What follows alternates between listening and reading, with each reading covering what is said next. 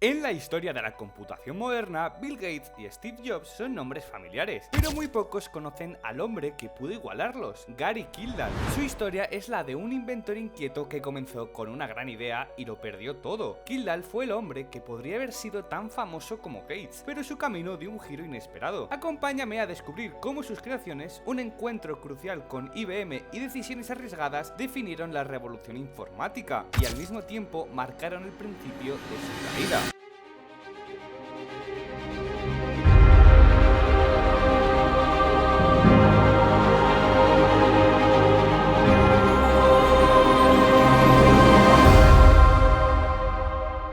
Gary Arlen Kildall nació en 1942 en Seattle, Estados Unidos. Desde joven mostró una curiosidad insaciable por la tecnología. Se graduó en matemáticas en la Universidad de Washington y obtuvo un doctorado en informática. Después fue profesor en la Escuela Naval de Monterrey, donde comenzó a trabajar con los microprocesadores de Intel y desarrolló compiladores en PLI. En 1973, frustrado con los computadores existentes, escribió un sistema operativo para el kit Intel Intellect 8. Lo llamó PL/M por Programming Language for Microcomputers. Pero sobre esa base creó algo mucho más grande, el Control Program for Microcomputers, CP/M. CP/M fue diseñado para correr en cualquier microcomputadora de 8 bits, permitiendo que diferentes máquinas pudieran cargar y ejecutar el mismo software. Así nació el primer BIOS, que permitía a cualquier PC comunicarse con sus unidades de disco, sentando las bases del software estándar. Kildall y su esposa Dorothy fundaron Digital Research Incorporated, DRI, en 1974 para comercializar CP/M. Con el lanzamiento del Altair 8800 en 1975 ya había hardware comercial capaz de correr su sistema operativo y pronto aparecieron varios clones compatibles. Para 1977 CP/M era el sistema operativo dominante de las microcomputadoras, instalado en casi todas las máquinas basadas en los microprocesadores Intel 8080 y Zilog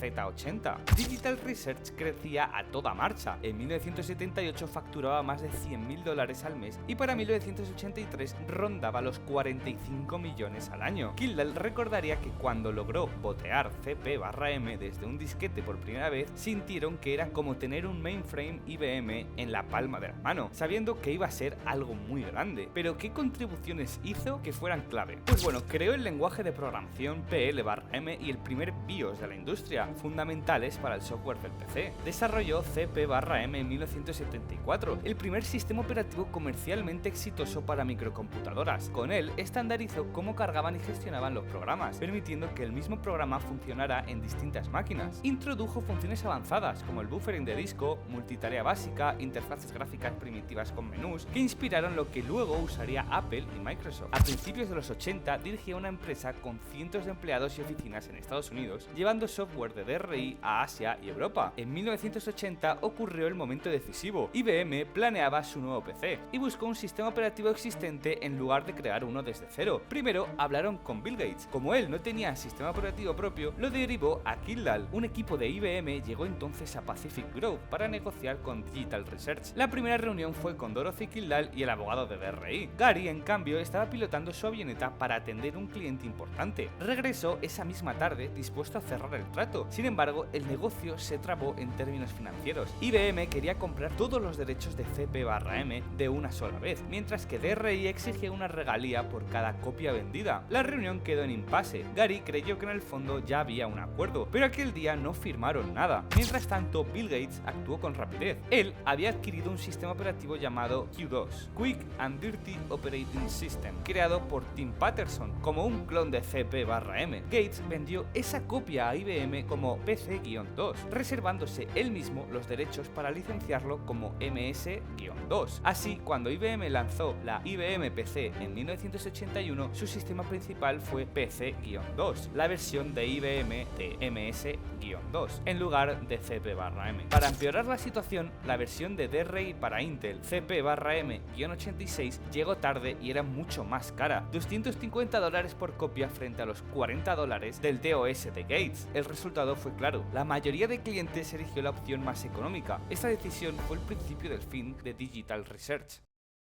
Digital Research intentó reaccionar, adaptó CP/M-86 para la arquitectura x86 y en 1988 lanzó DR-2, un sistema con muchas mejoras frente a MS-2 3.3. Parecía incluso superar al MS-2 en funcionalidades. Sin embargo, Microsoft ya dominaba con Windows y alianzas exclusivas con fabricantes de PC hicieron casi imposible que DR-2 prosperara. Al final, DRI perdió terreno. En 1991, Kildall vendió su empresa a Novell por unos 120 millones de dólares. Años después, los activos de DRI pasaron a Calderilla, que usaría esas licencias para demandar a Microsoft. Mientras tanto, Bill Gates se convirtió en multimillonario gracias a Windows. Kildall, el cambio, vio cómo sus ideas hacían famoso a otro y él mismo quedó en el olvido. Tras la venta de DRI, Kildall continuó innovando a menor escala. Cofundó Knowledge Seed y lideró la primera enciclopedia en CD-ROM para Grolier a mediados de los 80. Exploró redes inalámbricas domésticas y se dedicó a causas sociales, ayuda a niños con VIH. Sin embargo, sus amigos notaron que estaba claramente desanimado. Le dolía ver que sus inventos, la arquitectura de CP/M, casi idéntica al DOS, había catapultado a Gates a la fama, mientras él permanecía en la oscuridad. Cada vez evitaba más las entrevistas. Le dolía que le preguntaran constantemente qué había pasado con IBM y por qué él no fue el Bill Gates. Ese recuerdo le pesaba. La vida de Gary Kildall terminó de manera trágica. Divorciado desde 1983 y con problemas de alcohol, pasaba sus últimos días recluido. El 8 de julio de 1994 sufrió una pelea en el bar de Monterrey. Recibió heridas graves en la cabeza. Aunque rechazó ayuda inicial, fue hospitalizado y murió 3 días después por una hemorragia interna. Nunca hubo culpables formales. Algunos allegados hablaban de un accidente tras la riña. Fue el oscuro final de un pionero que había empezado derribando barreras tecnológicas. Hoy, medio siglo después, el legado de Gary Kildall sigue vivo entre los entusiastas del PC. En museos de computación de California hay salones dedicados a su nombre. En Monterrey, una sala de conferencias en la escuela naval lleva su nombre. En Pacific Grove, una pequeña placa de bronce frente al viejo taller donde nació DRI recuerda al hombre que ayudó a iniciar la era del PC. En 1995, la industria del software lo honró póstumamente por sus múltiples innovaciones y en 2014 el IEE instaló un hito conmemorativo en la antigua sede de Digital Research, señalando que Kildall demostró el primer prototipo funcional de CP/M en 1974 y que su BIOS abrió el camino a la revolución del computador personal. Como dijo un contemporáneo suyo, no hay manera de negar que él escribió el primer sistema operativo para la computadora personal. Gary era alguien que el mundo necesitaba. Quizá nunca fue Bill Gates, pero millones de PCs en el mundo existen gracias a sus ideas visionarias. Si te ha gustado el vídeo, agradecería que dejaras un like y te suscribieras. Así me ayudas a seguir trayendo contenido como este. Nos vemos la semana que viene.